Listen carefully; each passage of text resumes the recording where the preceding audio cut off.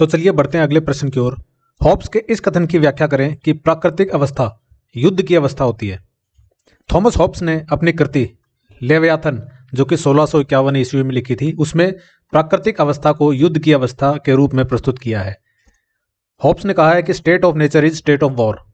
जो प्राकृतिक अवस्था है वो एक युद्ध की अवस्था है।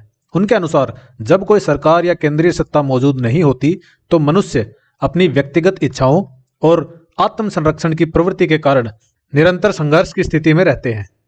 प्राकृतिक अवस्था में संघर्ष के कारण क्या है?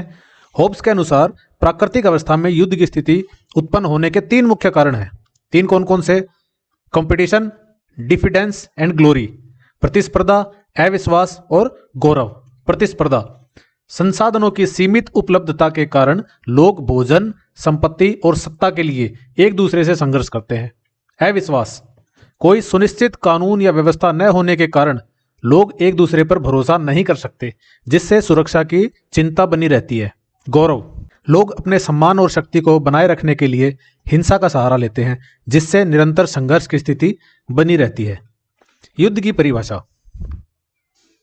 हॉब्स युद्ध को केवल हथियारों के बीच होने वाले संघर्ष तक सीमित नहीं रखते, बल्कि इससे एक ऐसी स्थिति के रूप में देखते हैं जिसमें कोई भी व्यक्ति लगातार हिंसा और खतरे के भय में जीता है।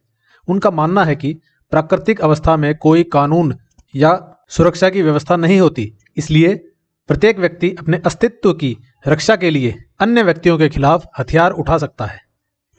सामाजिक अनुबंध की आवश्यकता। होब्स के अनुसार इस निरंतर युद्ध की स्थिति से बचने के लिए लोग सामाजिक अनुबंध में प्रवेश करते हैं। पीपल एंटर इनटू ए सोशल कॉन्ट्रैक्ट और एक निरंकुश शासक यानी एब्सोल्यूट सोवरेन को सत्ता सौंपते हैं।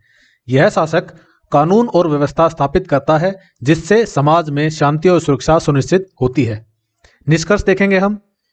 निष्कर्ष में क्या लिखेंगे? हॉब्स की दृष्टि में प्राकृतिक अवस्था अराजकता और संघर्ष से भरी होती है।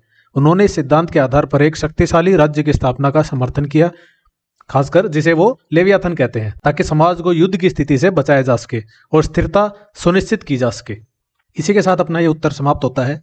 लगभग 300 शब्दों में हमने ये उत्तर लिखा है। तो मिलते हैं नेक्स्ट वीडियो में एक नए प्रश्न के साथ। तब तक पढ़ते रहिए, अपना ख्याल रखिए। Bye bye, Tata.